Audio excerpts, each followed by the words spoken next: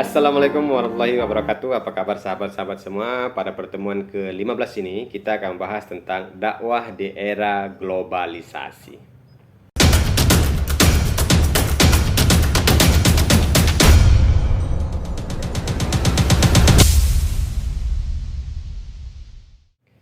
Sahabat-sahabat semua, istilah globalisasi sering diberi arti yang berbeda antara satu dengan yang lainnya. Sehingga di sini perlu penegasan terlebih dahulu. Globalisasi pada prinsipnya mengacu pada perkembangan yang cepat di dalam teknologi komunikasi, transformasi informasi yang bisa membawa bagian-bagian dunia yang jauh yang bisa dijangkau dengan mudah. Globalisasi pada intinya memberikan peluang besar bagi keberlangsungan modernisasi. Antara modernisasi dan globalisasi mempunyai hubungan yang erat, yaitu terletak pada sistem nilai pendorongnya yang sama-sama humanistik sekularistik. Modernitas setidaknya dalam perspektif Webrian dapat dilihat sebagai proses rasionalisasi dan sekularisasi dalam konteks kebudayaan masyarakat industri.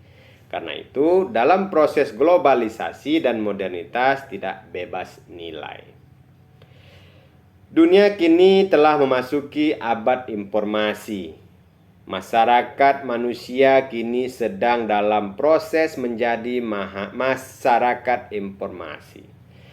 Untuk mengantisipasi tren masyarakat modern, harus dapat mempersiapkan materi-materi dakwah yang lebih mengarah pada antisipasi kecenderungan masyarakat.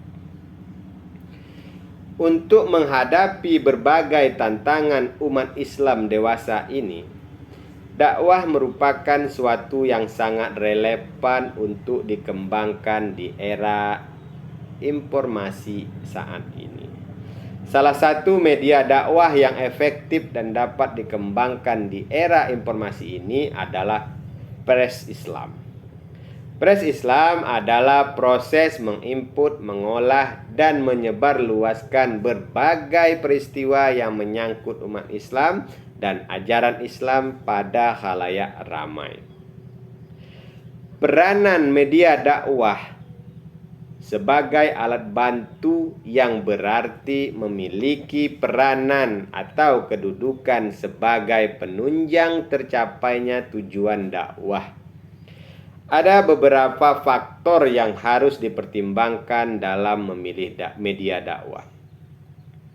Hal-hal yang menjadi pertimbangan di saat memilih media dakwah itu adanya, pertama adalah materi dakwah. Yang kedua, sasaran dakwah. Kemudian kemampuan dai. Yang keempat adalah ketersediaan media. Yang kelima adalah kualitas media. Adapun yang menjadi masalah di sini adalah masalah memilih. Adapun yang menjadi masalah di sini adalah masalah memilih. Memilih tentu saja mengandung konsekuensi mengetahui dan menguasai cara memanfaatkan potensi yang dipilihnya. Tidak hanya memilih untuk disimpan dan dibiarkan saja. Karena sekarang adalah era globalisasi informasi. Artinya, di era tersebut terjadi penghilangan batas ruang dan waktu dari hasil perkembangan teknologi komunikasi.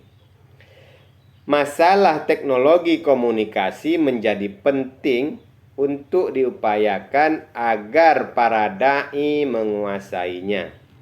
Karena pada hakikatnya dakwah adalah dalam proses komunikasi baik media visual, audio, dan lebih penting lagi media audio visual termasuk televisi. Nah, sahabat-sahabat semua, Realita yang ada dalam masyarakat sering terjadi bentuk dakwah yang monoton, yang kurang begitu relevan dengan perkembangan zaman dewasa ini.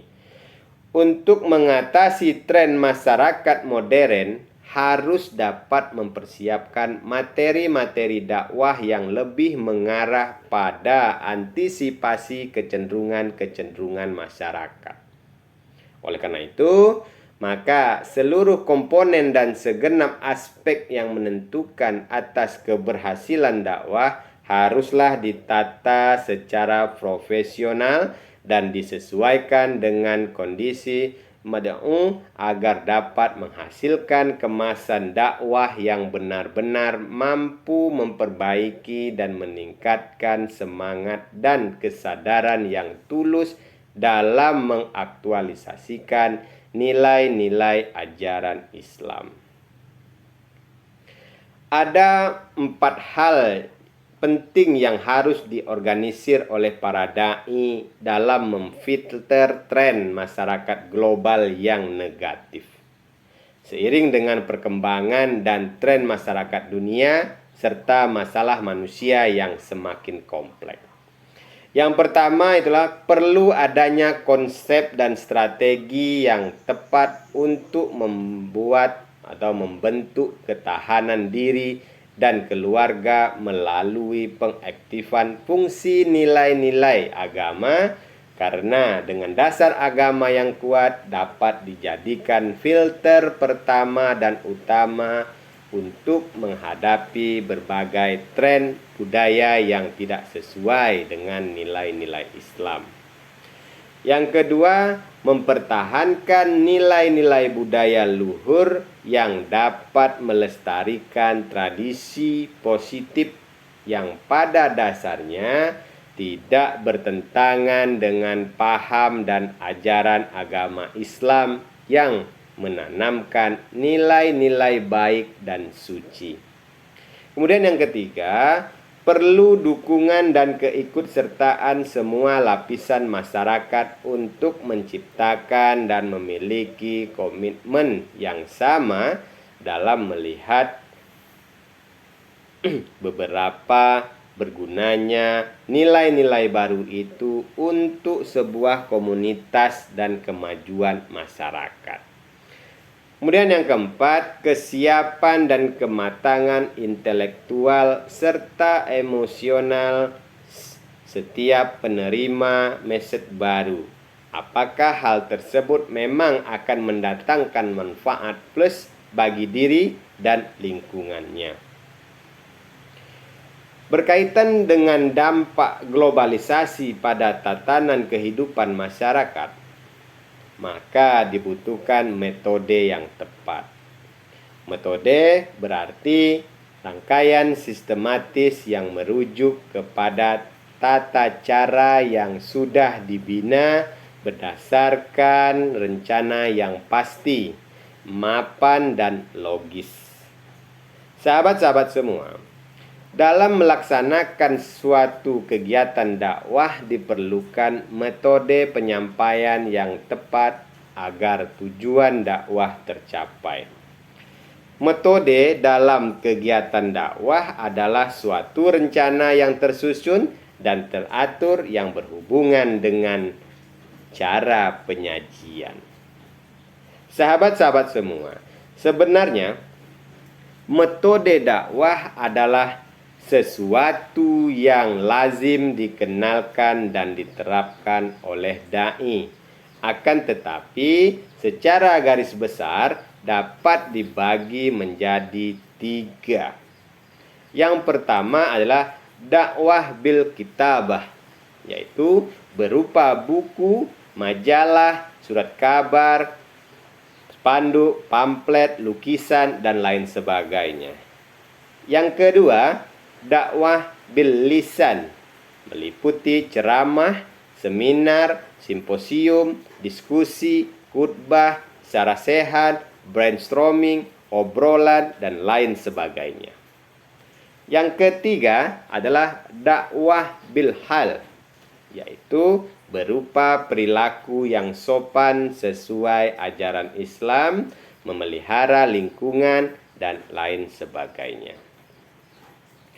Dalam rangka keberhasilan dakwah di era global, maka diperlukan dai yang memiliki profil yang diantaranya memiliki komitmen tauhid, istiqomah dan jujur, memiliki visi yang jelas, memiliki wawasan keislaman, memiliki kemampuan memadukan antara dakwah bil lisan dan dakwah bil hal, sesuai kata dengan perbuatan, berdiri di atas semua paham dan aliran, berpikir strategis, memiliki kemampuan analisis interdisipliner, dan sanggup berbicara sesuai dengan kemampuan masyarakat.